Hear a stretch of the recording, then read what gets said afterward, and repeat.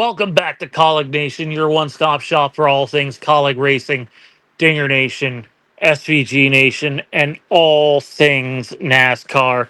I'm Sean. Thank you for taking a few minutes of your Monday to sit down and talk with us about the Brickyard 400 at Indianapolis Motor Speedway. First off, congratulations to Bubba Wallace on getting it done.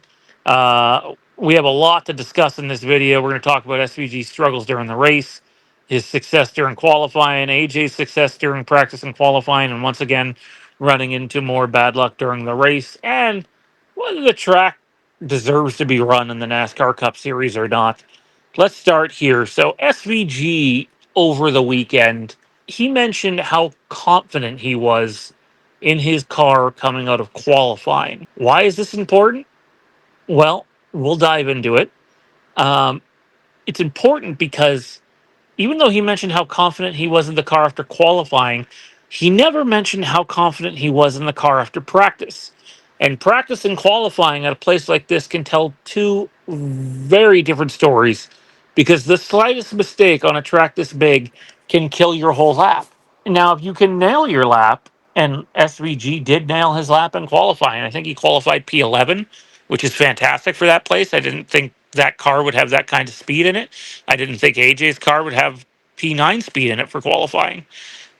It's important to note that SVG during practice wasn't anywhere close to being as good as he was during the race.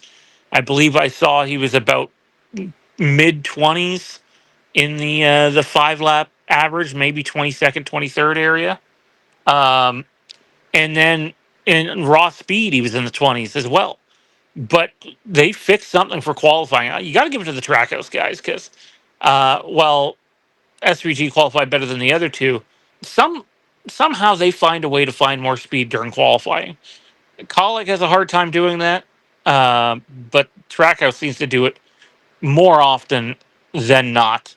Uh, so again, he was confident in his car after qualifying, not necessarily after practice, and it didn't translate into the race. He struggled basically for the entire race. I believe at one point he said, "This car sucks." And I'm keeping that PG, to be honest. Um, he was frustrated with the balance. He couldn't get things going. And yet he still found a way to net a top 20 finish. And if you remember what Ryan and I discussed, we discussed how a top 20 finish for SVG at Indianapolis Motor Speedway should be considered a successful weekend. And I get how fans, if we're listening to the scanner and listening to how frustrated SVG was during the race, I listened a few times, why you might not be happy with the result that ended up being produced. But at the end of the day, a top 20 result at Indianapolis Motor Speedway in this car with that team and that engine is still them gritting out a gutsy performance and netting a top 20 finish. Like SVG said, he was happy to leave the track with a top 20 finish with how bad he felt they were running all day. He did get some help with cars being damaged that were faster than him in the earlier portions of the race. But at the end of the day, it's just about getting the result that you need, and a top 20 finish for them at that track is good. I don't necessarily blame SVG. I don't blame SVG's crew chief this time around. I don't blame the team for unable to find the balance. I know he was having an issue saying he couldn't suck up well to other cars, but that was almost everybody. Like, take a look on that final restart. Kyle Larson has fresher tires than Bubba Wallace says at that point. Not a ton fresher, but still better tires. And make no mistake, Kyle Larson's the better driver. I'm not saying Bubba didn't earn the win yesterday. He did. At the end of the day, you go out there and you win Indy. It doesn't matter how you get it done. You deserve it. But Kyle Larson really didn't gain at all on those 2 laps.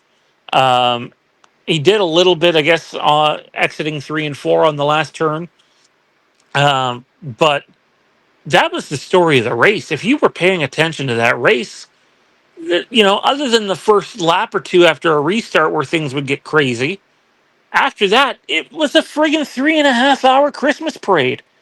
Look, I don't care if you think this is one of the crown jewels in NASCAR. I know that's what people talk about. It's not. I'm sorry. This is not a crown jewel track for NASCAR. Is it a crown jewel racetrack just in terms of its existence and the aura it has around the Indianapolis 500? Sure, absolutely. But SVG talked about it this weekend. How the Indianapolis 500 is not really a big deal where he's from.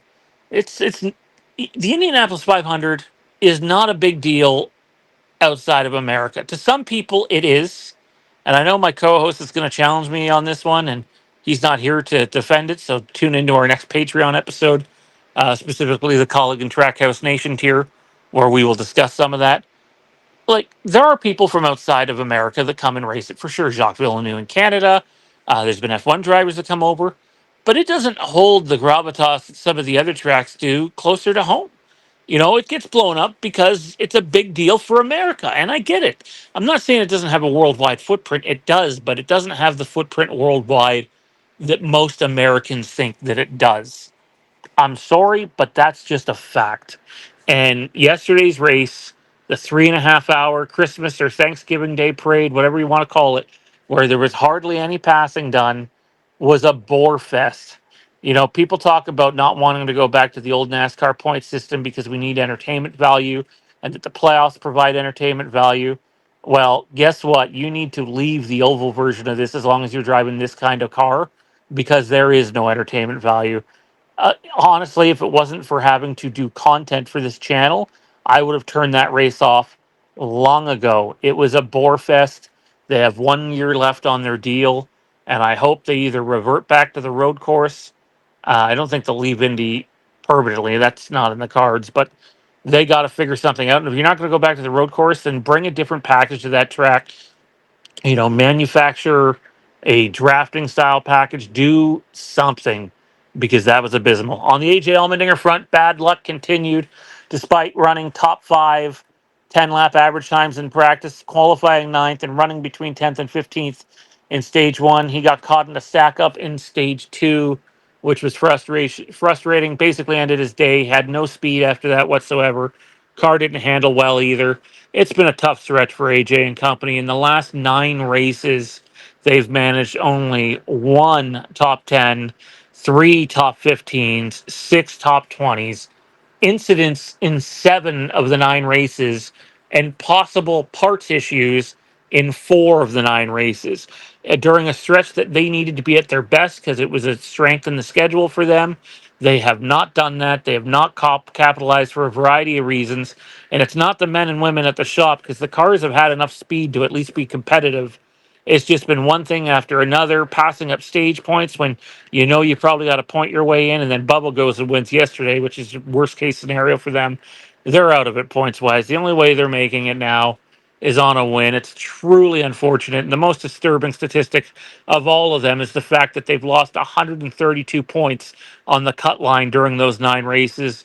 As an Allmendinger fan, as a Kaulig fan, I'm greatly disappointed, and I hope that they find a way to rectify this later on. Big thank you to our channel sponsors. Lynn over at SVGNation on Facebook, Alex over at Dingernation on Facebook. Big shout out to our patrons. Check out all of our bonus content available now, patreon.com/Kaulignation. And we'll see each and every one of you in the next video.